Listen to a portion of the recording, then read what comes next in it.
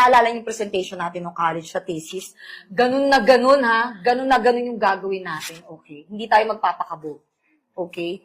Ayan, siguro maya-maya nandito na yun. Sige, Melanie, follow up mo na, ha? Okay, sige boss. Chat ko na sila Oo, at nagigigil na ako eh. Gusto ko nang i-present to. My God, excited ka na? Wow. Okay, mga girls, nakuha na ako. So, siguro order mo tayo ng drinks. Okay. Waiter! Saan yata yun? Ano? La, anong ginagawa niyan dito? Alala mo ba nung high school pa tayo? Di ba natin nadadabayan? Oo nga, di ba lalampa yan dati? Yan! Oh, gusto niyo ba i-check kung lampa pa rin siya?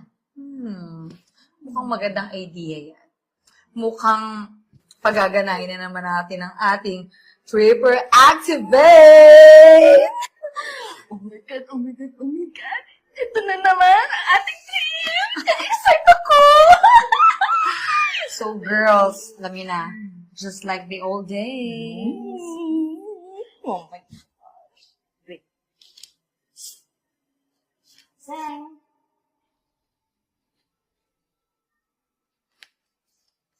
Uy! Saan na kayo class? Ito na girls, yung operation natin. Operation Trippers Activate. Melanie.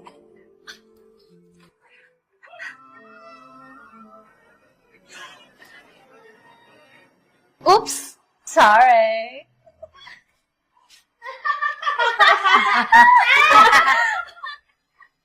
Oh my God, girls. Nakita niyo ba si Seng? Yung classmate natin. Until now, lampa pa din. Oh my God, Sir. Hanggang ngayon. Tatanga-tanga pa rin. Hindi mo naman. Ba't yan? Wala nga narating sa buhay dahil undergrad. Pero, tingnan niyo yung narating. Hanggang sahig. Madam! Ang ginawa niyo kay madam? Anong madam? Hindi naman siya nababagay na tawagin, madam. Eh, siya lang naman tong tatanga-tanga na sumagi kay Melanie. Kaya, anong mamadam-madam ka dyan? Grabe naman kayo magsalita. Okay naman kayo, madam? Tama na, Debbie. Okay lang ako. Sikusuin mo na lang yung order nila. Punta lang ako sa kusina. Hay nako! Ganito ba talaga service dito?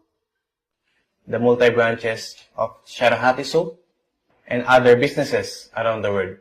Siya po ang mag-a-approve ng presentation niyo. Eh, paano nangyari yun? Iwala nga sa itsura eh. Very humble talaga yan si madam.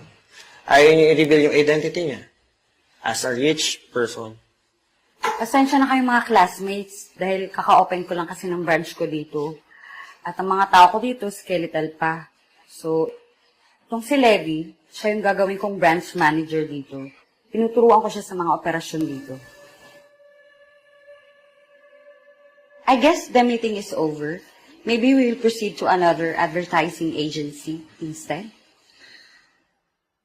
Okay, madam. I have the list naman ng mga deserved advertising agency. Okay, mauna na kayo sa baba. Sunod na lang ako. Sir. Please, sir. Sir! Classmates, parang kapatid ko kaklase lang na binubuli niyo noon. Huwag kayo masyadong mayabang. Hindi porkit mataas ng narating nyo. Eh, ganyan na kayong masta.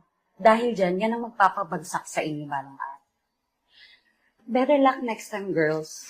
May meeting pa kasi ako eh. Hey, wait. And by the way, lahat ng mga orders nyo, it's on me.